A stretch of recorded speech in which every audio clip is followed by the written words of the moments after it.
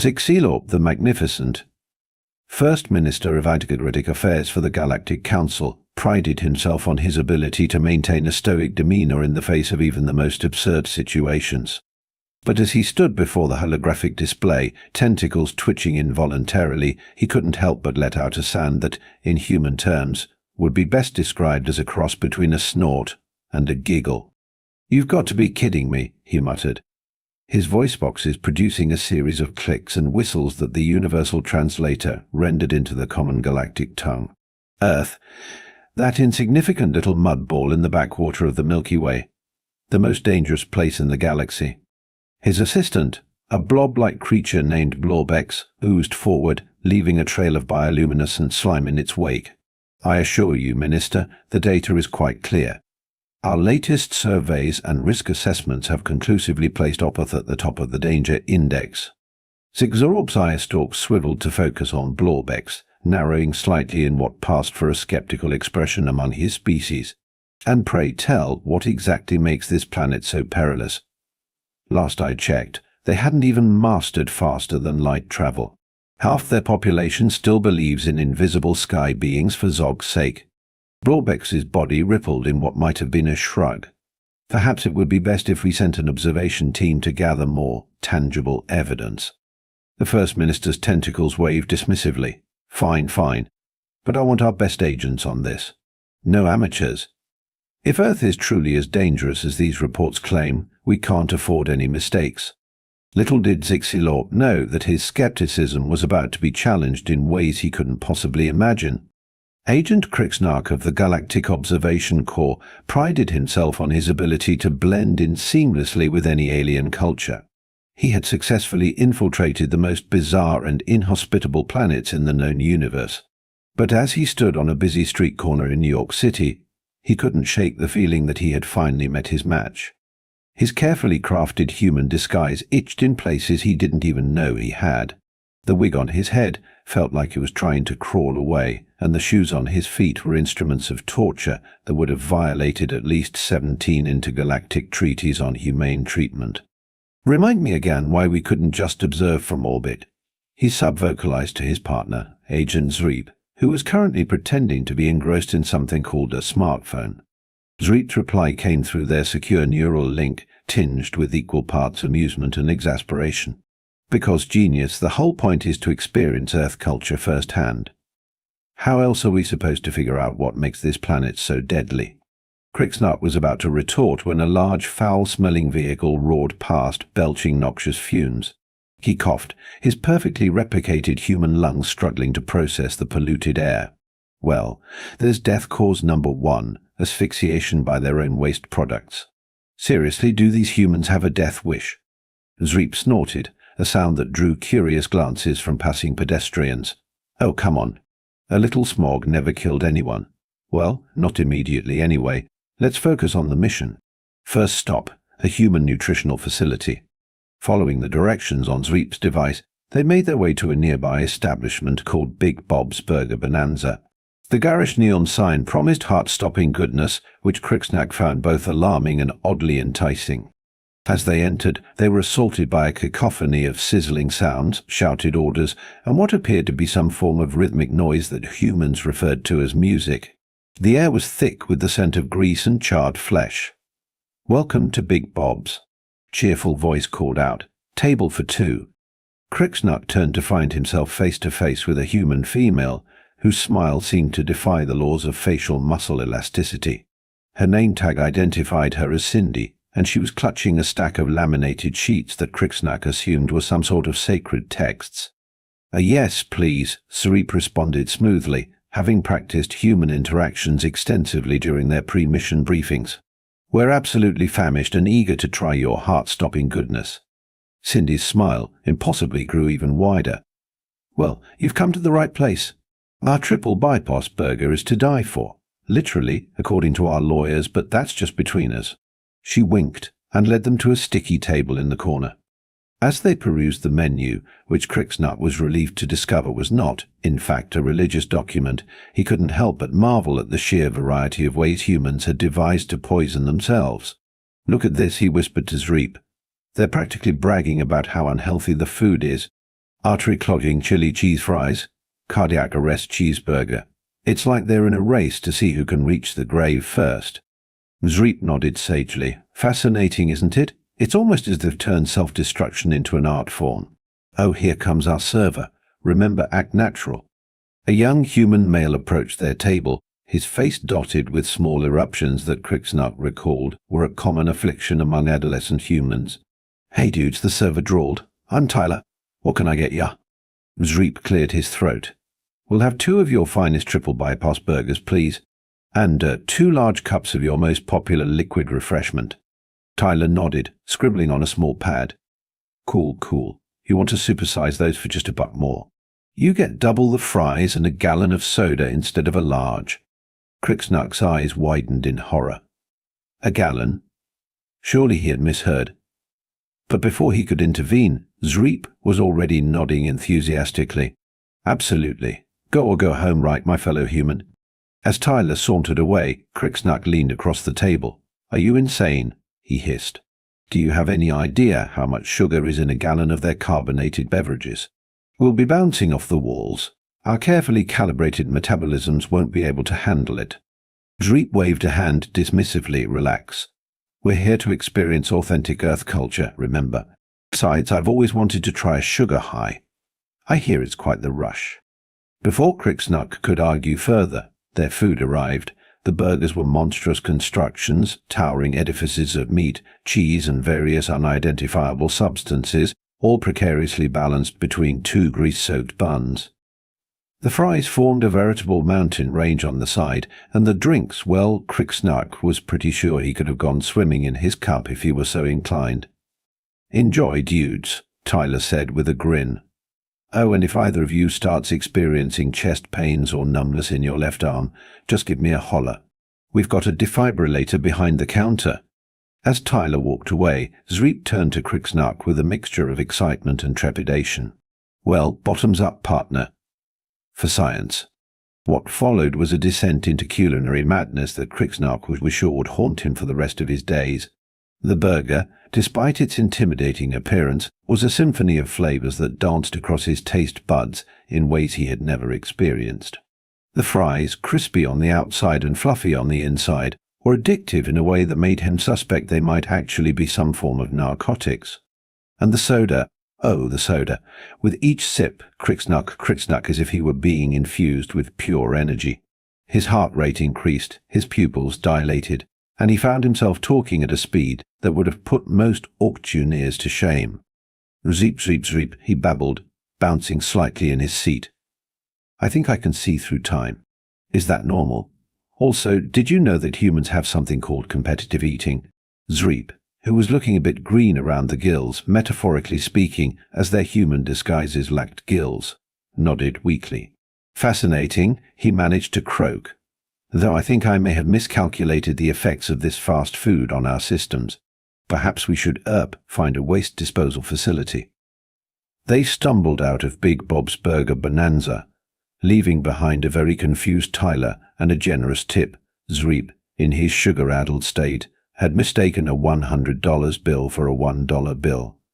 As they made their way down the street, weaving slightly and attracting curious glances from passers-by, Crixnark couldn't help but laugh. Well, if the goal was to experience danger firsthand, I'd say mission accomplished. I'm pretty sure we just took a few light years off our lifespans. Zreep nodded, then immediately regretted the motion as it sent waves of nausea through his system. Indeed, though I must admit, I'm beginning to see the appeal.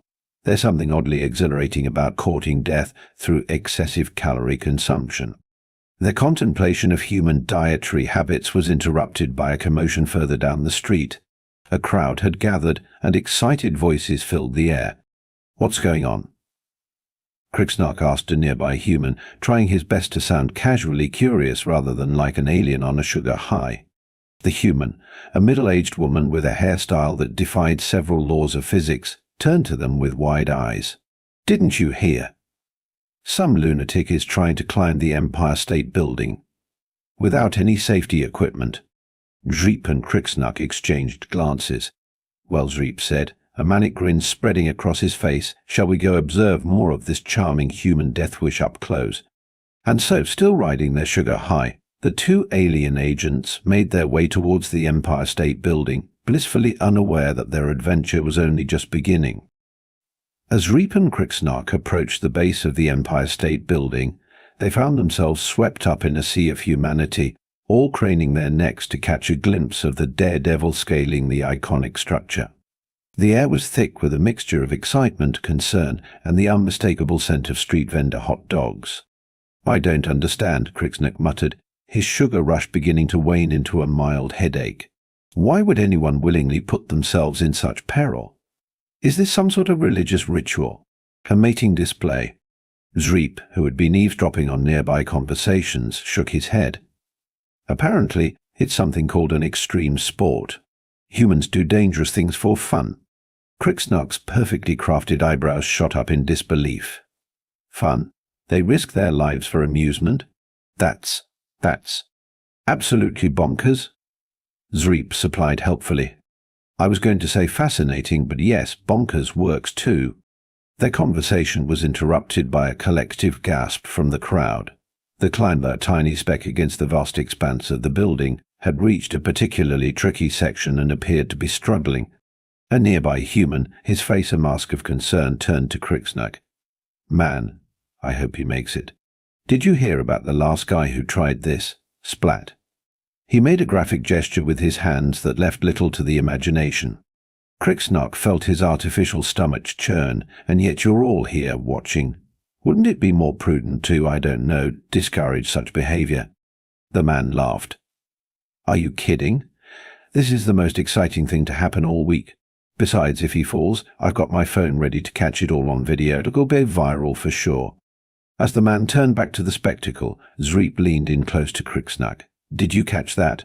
They not only encourage this madness, but they also document it for mass consumption. It's like they've turned their entire species into a giant reality show of near-death experiences." Before Crixnock could respond, another commotion rippled through the crowd. Sirens blared in the distance, growing louder by the second. "Oh great," someone nearby groaned. "Here come the fun police."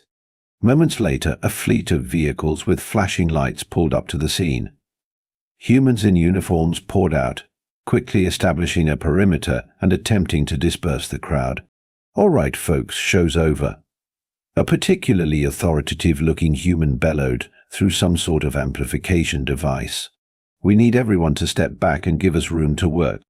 Dreep and Crixnock found themselves being herded away from the building along with the rest of the spectators. As they moved, Zreep's eyes lit up with an idea that Crixnock immediately would regret. "Say, partner," Zreep began, a mischievous glint in his eye, "what do you say we get a bird's-eye view of this situation?" Crixnock's artificial eyes narrowed suspiciously. "What exactly are you proposing?" Zreep gestured to a nearby alleyway. "Well, our mission is to observe, right? And what better way to observe than from above? I say we activate our flight modules and get a closer look." "Are you out of your mind?" Crixnock hissed. "We can't just start flying in broad daylight. Our cover would be blown instantly." Zreep waved a hand dismissively. "Please. In this city. Trust me, a couple of flying humans will barely register on the weird scale. Besides, we'll be quick. Up, observe down. No one will even notice." Against his better judgment, which he blamed entirely on residual effects of the sugar high, Crixnock found himself nodding. "Fine. But if we end up in an Earth detention facility, I'm blaming you in my report to the Council." They slipped into the alley, quickly checked for witnesses, and activated their flight modules. With a soft whir they rose into the air, their human disguises shimmering slightly as the anti-gravity fields engaged. As they ascended, the cacophony of the city faded, replaced by the rush of wind. They hovered near the climber's position, careful to maintain a safe distance. "Fascinating," Zreep murmured, his eyes fixed on the human clinging to the side of the building. "Look at the determination in his eyes, the way his muscles strain against gravity. It's almost beautiful." Crixnock had to admit there was something oddly captivating about the scene. The human's face was a mask of concentration, each movement calculated and precise. It was a dance of sorts, a ballet performed on the vertical face of one of Earth's architectural marvels. Their admiration was short-lived, however, as a sudden gust of wind caught them off guard. Crixnach, still not entirely comfortable with the flight module, overcorrected, sending him spinning towards the building. "Look out!" Zreep cried, reaching out to stabilize his partner. Their commotion caught the attention of the climber, who turned his head just in time to see two apparently flying humans careening towards him. His eyes widened in shock, his grip loosened, and for one heart-stopping moment he began to fall. Acting on pure instinct, Crixnach reached out and grabbed the human's arm. The sudden weight threw off his balance, sending all three of them, Crixnach, Zreep, and the bewildered climber, into a wild, spinning descent. "Activate emergency stabilizers." Zreep shouted, his voice barely audible over the rush of wind and the climber's startled yelps. Crixnach fumbled with the controls, his fingers suddenly feeling like overcooked noodles. "I'm trying, but in case you haven't noticed, we've got a bit of extra baggage." The ground was approaching at an alarming rate, the crowd below growing larger by the second. Phones were out, cameras pointed skyward, capturing what was sure to be the viral video of the century. Just when it seemed they were destined to become a cautionary tale about the dangers of impromptu flying, Crixnach managed to engage the stabilizers. Their descent slowed, then stopped entirely, leaving them hovering about 20 feet above the astonished onlookers. For a moment everything was silent. Then, as if someone had suddenly turned the volume back on, the crowd erupted in a cacophony of cheers, gasps, and excited chatter. The climber, still dangling from Crixnach's grip, looked up at his saviors with a mixture of awe and confusion. "Dude," he managed to croak, "are you guys like angels or something?" Zreep, ever quick on his feet, or in this case in the air, flashed a dazzling smile. "Something like that, my friend. Let's get you back on solid ground, shall we?" As they descended, Crixnach's mind raced. Their cover was blown. They were exposed. Years of careful observation and secrecy, undone in a matter of seconds. The Galactic Council was going to have their tentacles for this. The moment their feet touched the ground, they were swarmed. Reporters shoved microphones in their faces, camera flashes blinded them, and the air was filled with a barrage of questions. "Who are you? How did you fly? Are you superheroes? Is this a publicity stunt for a new movie?" Zreep, looking far too comfortable in the spotlight for Crixnach's liking, raised his hands in a placating gesture. Now, folks. All will be explained in due time. For now, let's just say that we're friends from out of town." The climber, who had been quickly attended to by paramedics, pushed his way through the crowd. "Whatever you guys are," he said, his voice thick with emotion, "you saved my life. I don't know how to thank you." Crixnach, still in a state of shock, managed to find his voice. "Perhaps by staying on the ground from now on?"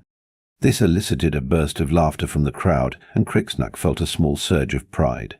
Maybe he was getting the hang of this human humor after all.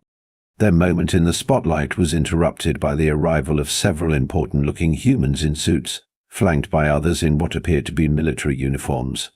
"Gentlemen," one of the suit-wearing humans said, his voice low and authoritative, "I'm afraid we're going to have to ask you to come with us. We have some questions we'd like to ask you in private." Zreep and Crixnach exchanged glances. This was it. The moment of truth.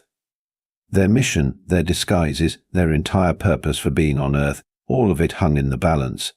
As they were led away, the crowd's cheers fading behind them, Crixnach couldn't help but marvel at the absurdity of it all. They had come to Earth to observe why it was considered the most dangerous place in the galaxy.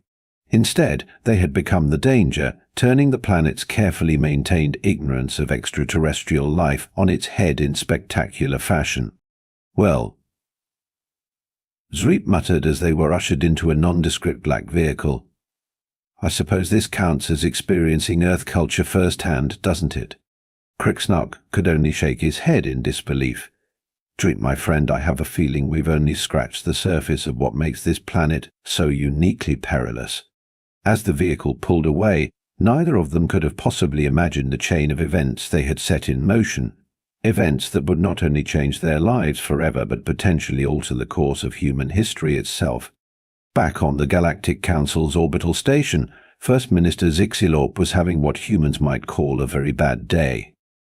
His tentacles were tangled in knots, His eye stalks were twitching uncontrollably, and he had gone through an entire container of antacid tablets which, given his species' unique digestive system, was quite a feat.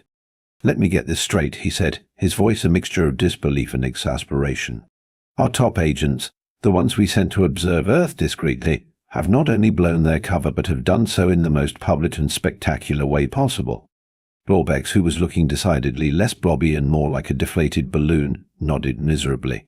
"I'm afraid so, Minister.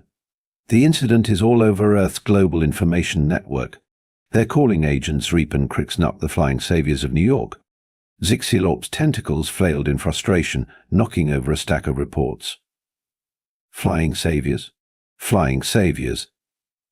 They were supposed to be gathering data on why Earth is so dangerous, not auditioning for some human superhero team. He turned to the holographic display, which was currently showing Earth News coverage of the incident. Humans of all shapes and sizes were being interviewed, each offering their own theories about the mysterious flying beings. "They're angels, I tell you," one particularly enthusiastic human was saying. "Sent by the Almighty to save us from our sins." "Nonsense," another human countered. "They're clearly advanced humans from the future, come back to prevent some catastrophe." "You're both wrong," a third chimed in, adjusting a hat made of what appeared to be metallic food storage material. "They're aliens, obviously. Probably been living among us for years. I've been saying it all along, but did anyone listen?" "Nuo." Zixilorp groaned, a sound that resonated through all four of his voice boxes. "This is a disaster." Blorbex oozed forward hesitantly. About that, Minister. It seems the humans have already taken agents Reap and Crixnup into custody. If Zixilorp had hair, he would have torn it out. Instead, he said, for dramatically deflating his air sacs. Blorbex nodded. "The very same, Minister." Zixilorp collapsed into his hover chair, feeling every one of his 387 Earth years.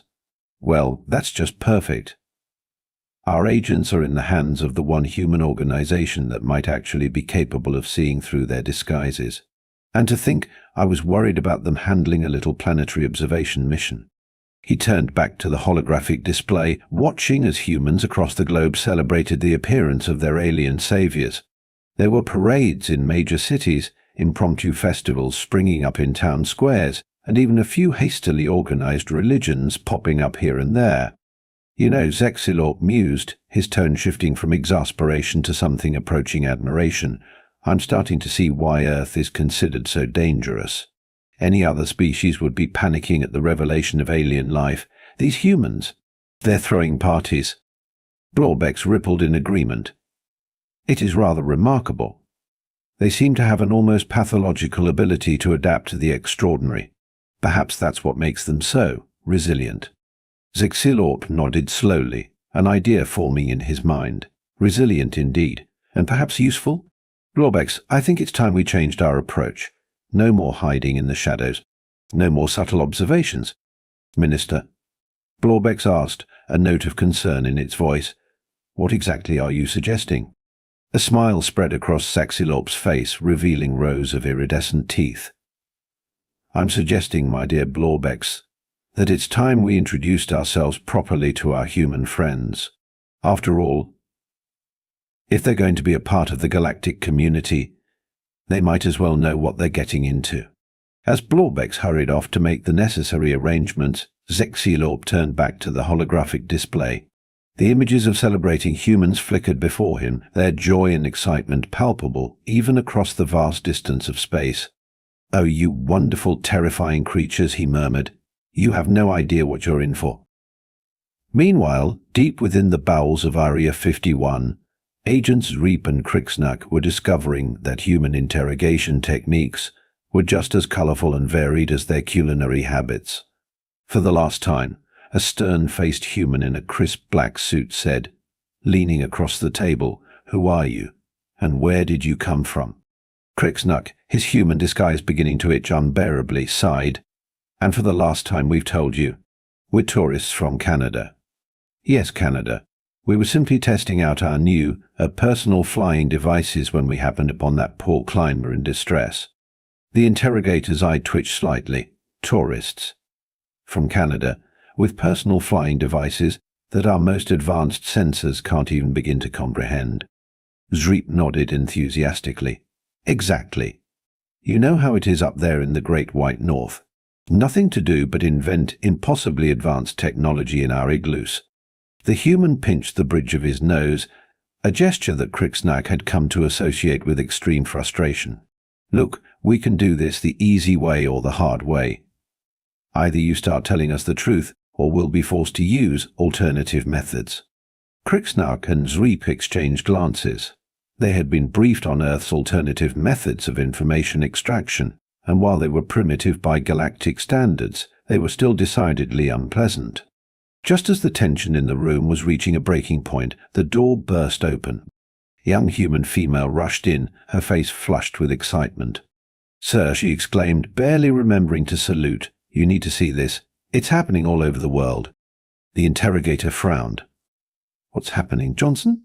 The woman, Johnson apparently, fumbled with a small device, projecting an image onto the wall.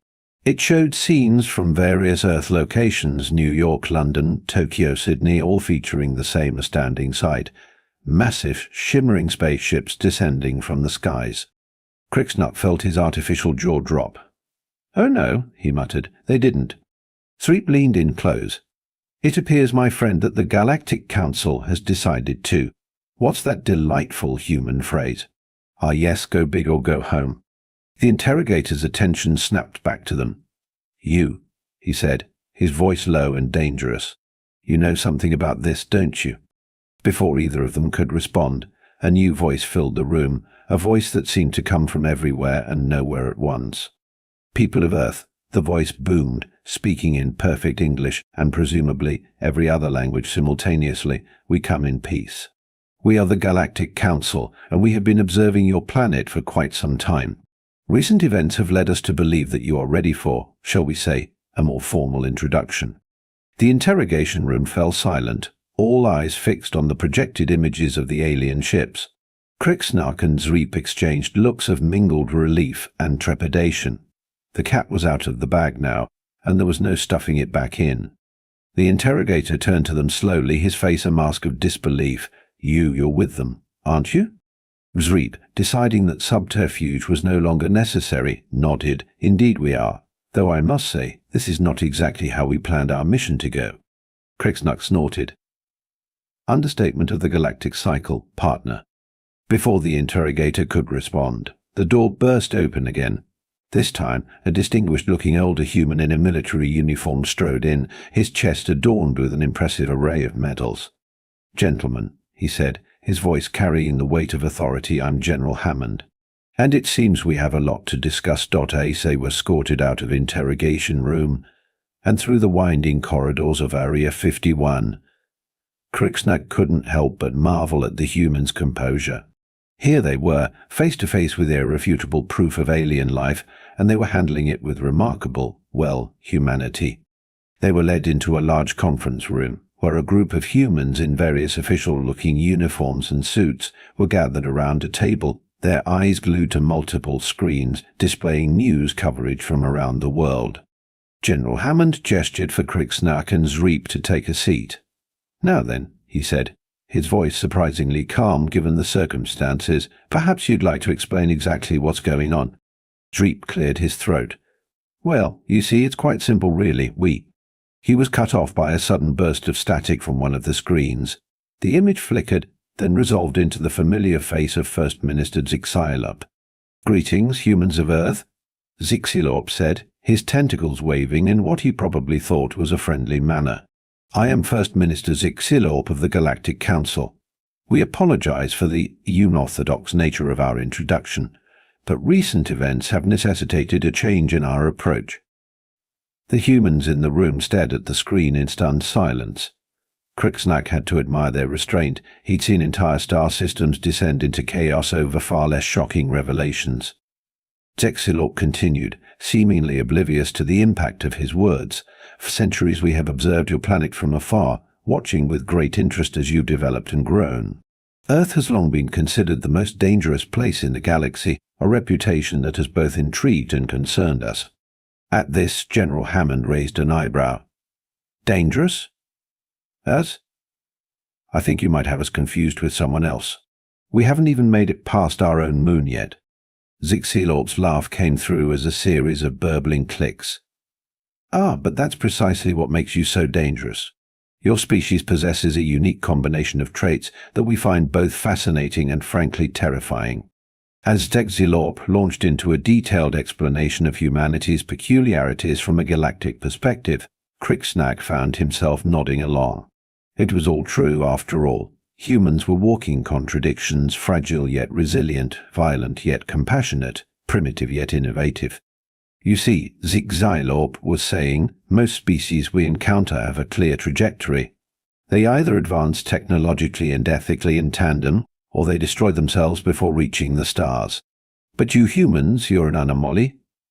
You create weapons of mass destruction, then use the same technology to heal the sick. You wage wars over trivial differences, then unite to save endangered species.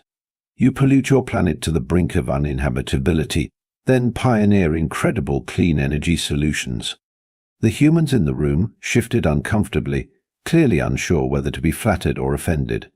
But perhaps most terrifying of all, Zixilorp continued, his voice taking on a tone of grudging admiration, is your sheer adaptability. You thrive in environments that would kill most species. You treat deadly toxins as delicacies. He paused, his eye stalk swiveling for dramatic effect. You even turn potentially lethal activities into recreational sports. At this, Crixnack couldn't help but chime in. It's true. Just today, we witnessed a human climbing one of your tallest structures with no safety equipment, purely for the thrill of it. The room erupted into a cacophony of voices, each human trying to explain or justify or simply process this alien perspective on their species. General Hammond raised a hand, silencing the room. First Minister Zixilorp, he said, his voice steady, while we appreciate your unique view of our species, I must ask, what exactly are your intentions? Why reveal yourselves now? Zixilorp's image flickered slightly as he leaned closer to whatever device was transmitting his image. An excellent question, General. You see, the galaxy is changing. New threats are emerging, old alliances are shifting, and, well, we believe that humanity just be the wild card we need. The room fell silent once more, the implications of Zixilorp's words sinking in. Humanity, the dangerous, unpredictable species that had been quarantined their own planet for millennia, was being invited to join the galactic community. As the humans began to debate among themselves, discussing the potential ramifications of this revelation, Crixnack leaned over to Zreep. You know, he whispered, I'm starting to think we might have underestimated these humans. Zreep nodded sagely. Indeed, they're taking this all remarkably well. No mass panic. No religious hysteria, not even a single attempt to dissect us. It's almost disappointing, really. Their conversation was interrupted by General Hammond, who had apparently reached a decision. First Minister Zixilorp, he said, his voice carrying the weight of humanity's response, on behalf of the people of Earth, I accept your invitation for dialogue. However, I must insist that we proceed cautiously. Our people will need time to adjust to this new reality. Zixilorp's tentacles waved in what seemed to be a gesture of agreement. Of course, General. We understand that this is a lot to process. We're prepared to proceed at whatever pace you deem appropriate. Perhaps we could start with a cultural exchange program. I'm sure your people would be fascinated by some of the wonders of the galaxy, and in return, we'd love to learn more about your, what do you call it? Ah, yes, extreme sports. As the details of humanity's first official contact with alien life were hashed out, Crixnack found himself marveling at the surreal turn of events. They had come to Earth to observe why it was considered the most dangerous place in the galaxy. Instead, they had inadvertently triggered first contact and potentially changed the course of galactic history. Hours later, as the initial frenzy of planning and negotiation began to die down, Crixnack and Zreep found themselves alone in a corner of the conference room. The humans were busy coordinating global responses, drafting preliminary agreements, and generally trying to wrap their heads around the fact that they were no longer alone in the universe. Crixnack sighed, his human disguise beginning to feel like a second skin. Well, partner, I think it's safe to say we've thoroughly botched our mission. Zreep chuckled, a sound that came out as a series of clicks and whistles through his voice modulator. Botched. My dear Crixnock, I'd say we've exceeded all expectations. We came here to understand why Earth is considered the most dangerous place in the galaxy, and I'd say we've got our answer. Oh, Crixnock raised an eyebrow, a gesture he'd become quite fond of. Do enlighten me. Zreep gestured around the room. Look at them. In the span of a few hours, they've gone from complete ignorance of extraterrestrial life to negotiating interstellar treaties. They've accepted the existence of a galactic community with barely a hiccup. And now they're already planning how to leverage this new reality to their advantage. Crixnock nodded slowly. I see your point. It's rather terrifying, isn't it? Their adaptability, their eagerness to embrace the unknown. Exactly, Zreep said, his voice low. Most species would be paralyzed by fear or descend into chaos at this kind of revelation. But humans? They're treating it like just another Tuesday. As if to punctuate Zreep's point, a young humanoid approached them, looking only mildly flustered. Excuse me, sirs, aliens, honored guests. The General was wondering if you might be able to provide some insight into galactic dietary customs. We're trying to plan a welcome banquet, and we want to make sure we don't accidentally poison anyone. Crixnock and Zreep exchanged glances. You're planning a party? Crixnock asked, unable to keep the disbelief out of his voice. Aide nodded enthusiastically. Oh, yes. The President thinks it's important to showcase the best of human hospitality. We're thinking of a global event, live streamed to every corner of the planet. Music, dance, cuisine from every culture. Oh, and we were hoping you might be able to perform your flying trick again. People can't stop talking about it. As the aide rattled off more plans for the first contact celebration, as they were calling it, Crixnock felt a mixture of awe and trepidation wash over him. This, he realized, was why Earth was considered so dangerous. It wasn't their technology was laughably primitive by galactic standards. It wasn't their military might, which was barely a blip on the interstellar radar. No, Earth was dangerous because of the humans themselves. Their insatiable curiosity, their ability to adapt to any situation, their knack for turning the extraordinary into the mundane. They treated the universe like a playground, each new discovery just another ride to try. Hours ago, they were alone in the universe. Now they were planning an intergalactic potluck. As the day wore on and plans for humanity's grand debut on the galactic stage took shape, Crixnock found himself drawn into conversation after conversation. Humans peppered him with questions about everything from faster-than-light travel to alien pop culture. Their enthusiasm was infectious, their curiosity boundless. By the time the sun began to set, casting long shadows across the Nevada desert, Crixnock was exhausted but exhilarated. He found Zreep chatting animatedly with a group of scientists, explaining the basics of quantum entanglement communication. Ready to call it a day, partner? Crixnock asked, interrupting what appeared to be a heated debate about the practicality of teleportation. Zreep nodded, making his excuses to the scientists.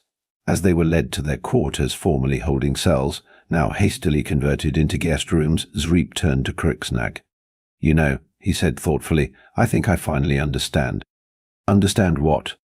Why the Council has been so hesitant about Earth. Why they've kept humans quarantined for so long. Zreep paused, choosing his words carefully. They're not afraid of what humans might do to the galaxy. They're afraid of what the galaxy might become with humans in it. Crixnock nodded slowly. A galaxy where the impossible is merely improbable, where danger is just another word for opportunity. Exactly, Zreep said. Can you imagine? Humans spreading across the stars, turning deadly planets into vacation resorts, befriending species we've long considered too dangerous to approach. As they reached their quarters, Crixnock stopped, a thought occurring to him. You know, Zreep, I think we might have stumbled upon something far more valuable than a simple observation mission. Zreep tilted his head quizzically. Oh? We've found the galaxy's next great adventure, Crixnock said, a smile spreading across his face. And something tells me it's going to be one hell of a ride. As they settled in for the night, the sounds of a world forever changed drifting through their windows. Crixnock couldn't help but feel a sense of anticipation. Earth might be the most dangerous place in the galaxy, But perhaps that's exactly what the galaxy needed. In the days, weeks and months that followed, as humanity took its first tentative steps into the galactic community, Krixnak and Zreep watched with a mixture of pride and trepidation. They saw humans tackle problems that had stumped alien scientists for centuries, watched as they forged alliances with species long thought to be incompatible, and marveled at their ability to find joy and wonder in the darkest corners of the universe. Earth remained, in many ways, the most dangerous place in the galaxy. But now, as alien tourists flocked to experience its many perils firsthand, as galactic treaties were signed over plates of dangerously spicy food, as human ingenuity and alien technology combined to push the boundaries of what was possible, the galaxy began to realize something important. Sometimes a little danger is exactly what you need to truly feel alive. And as for Krixnak and Zreep, well, they decided to extend their stay on Earth indefinitely. After all, someone needed to help the humans navigate the perils of galactic politics. And if that meant occasionally indulging in the odd extreme sport or two, well, when in Rome or New York or a nav story, do as the humans do. The galaxy would never be the same again. And frankly, it couldn't wait to see what these dangerous, wonderful humans would do next.